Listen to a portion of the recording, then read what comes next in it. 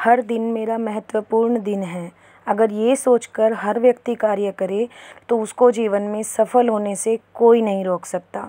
Hello everyone, welcome to my channel. कैसे हैं आप सब और आप सबकी स्टडी कैसी चल रही है? आई होप आप सबकी स्टडी बहुत अच्छी चल रही होगी फ्रेंड्स।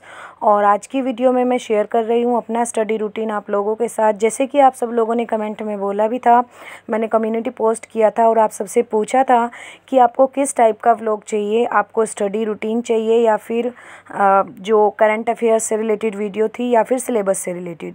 तो उसमें मोस्टली लोगों के जो वोट्स आए थे वो यही आए थे कि आप अपना स्टडी रूटीन शेयर कीजिए। तो फ्रेंड्स, जो भी मेरा स्टडी रूटीन है वो फ़िक्स नहीं है, मेरी बेटी के ऊपर डिपेंड करता है। जब वो सो जाती है या फिर जब वो खेल रही होती है या कोई उसको संभाल रहा होता है तब मेरे पास टाइम होता है, तब मैं स्टडी करती हूँ फ्रेंड्स। तो ये मेरा सुबह का जो है स्लॉट है। अभी मेरी बेटी जो है वो सोई हुई है और मैंने ये अब हिंदी से स्टार्ट किया है क्योंकि हिंदी बहुत ही इम्पोर्टेंट है। हम सबको लगता है कि हिंदी बहुत ही इजी है और वो हो जाएगी, लेकिन ऐसा नहीं होता है। बहुत सारे टॉपिक हिंदी के ऐसे हैं जो हम नहीं कर पाते, बहुत ज़्यादा कन्फ्यूज़न होता है और ओवर कॉन्फिडेंस में आके हम जो अपने मार्क्स है वो कम कर लेते हैं। फ्रेंड्स, हमें ये गलती नहीं करनी है क्योंकि हिंदी और इंग्लिश जो ग्रामर है वो दोनों ही बहुत ज़्यादा स्कोरिंग है। हमें इन चीज़ों पर ध्यान देना है और इसको अच्छे से कवर करना है। तो यहाँ पर सुबह का जो स्लॉट मैंने लगाया था 1 से 1.5 घंटे का, उसमें मैंने हिंदी पढ़ी है। और हिंदी पढ़ने के बाद फिर से जब मेरी बेटी उठ गई थी, उसके उठने के बाद मैंने क्या किया, और बहुत सारे काम हो जाते हैं, फिर उसको नहलाया, खुद भी नहाई और दोपहर का काम करने के बाद फिर मैंने दोपहर बाद अपनी स्टडी शुरू की थी क्योंकि उसको खिलाने पिलाने में काफ़ी टाइम लग जाता है और फिर उसका दोपहर को सोने का टाइम हो जाता है। इस बीच थोड़ी देर वो खेलती भी है, तो वो मेरे पास ही रहती है और किसी के पास नहीं जाती है। इसीलिए उसको फुल टाइम देने के बाद दोपहर का खाना खाने के बाद मैंने स्टडी अपनी स्टार्ट की है। और उसमें मैंने क्या किया है, उसमें मैंने लिटरेचर के कुछ इम्पोर्टेंट टॉपिक्स को रिवाइज़ किया है, जो भी बहुत इम्पोर्टेंट है। DSSB और UPTGT दोनों के लिए ही इम्पोर्टेंट है। लिटरेरी टर्म्स ऐसा टॉपिक है फ्रेंड्स जो कि DSSB और UPTGT PGT के लिए इक्वली इम्पोर्टेंट है। तो ऐसे टॉपिक्स को मैं ज़्यादातर रिवाइज़ करती हूँ, ज़्यादातर पढ़ती हूँ, जो कि दोनों ही एग्ज़ाम के लिए इम्पोर्टेंट है।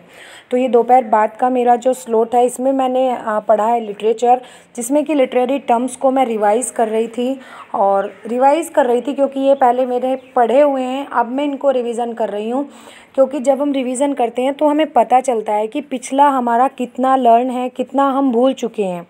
और एक चीज़ पढ़ी है कि एक ही टॉपिक के लिए या फिर एक ही सब्जेक्ट के लिए 10 किताबें पढ़ने से बेहतर है कि आप एक ही किताब को 10 बार पढ़ लो। क्योंकि जब आप उसको बार बार रिवाइज़ करेंगे तो रिवाइज़ करने से चीज़ें आपके माइंड में रिकॉल होने लगेंगी और आप इजीली जब आप नेक्स्ट टाइम रिवीज़न करोगे तो आपको टाइम कम लगेगा। फर्स्ट टाइम जब किसी चीज़ को पढ़ते हैं तो उसमें थोड़ा सा ज़्यादा टाइम लगता है।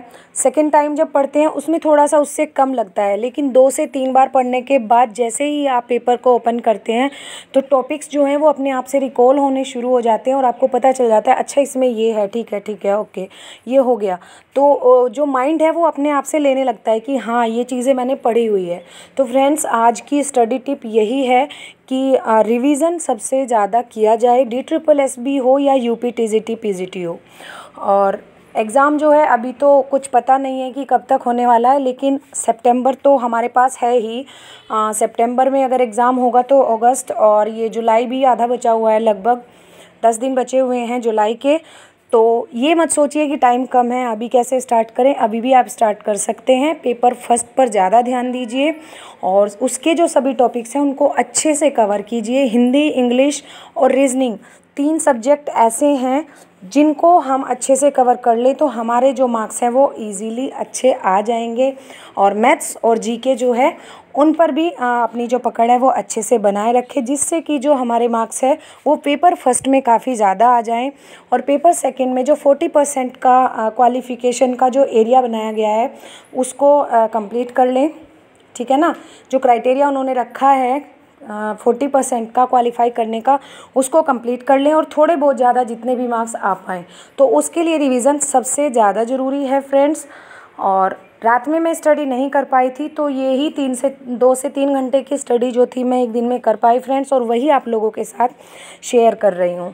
तो नेक्स्ट टाइम से ट्राई करूँगी कि रात का भी जो स्टडी है वो आप लोगों के साथ शेयर करूँ। अगर थोड़ी बहुत रात में स्टडी करती भी हूँ तो मैं मोबाइल से स्टडी करती हूँ, उसको मैं शूट नहीं कर पाती हूँ फ्रेंड्स।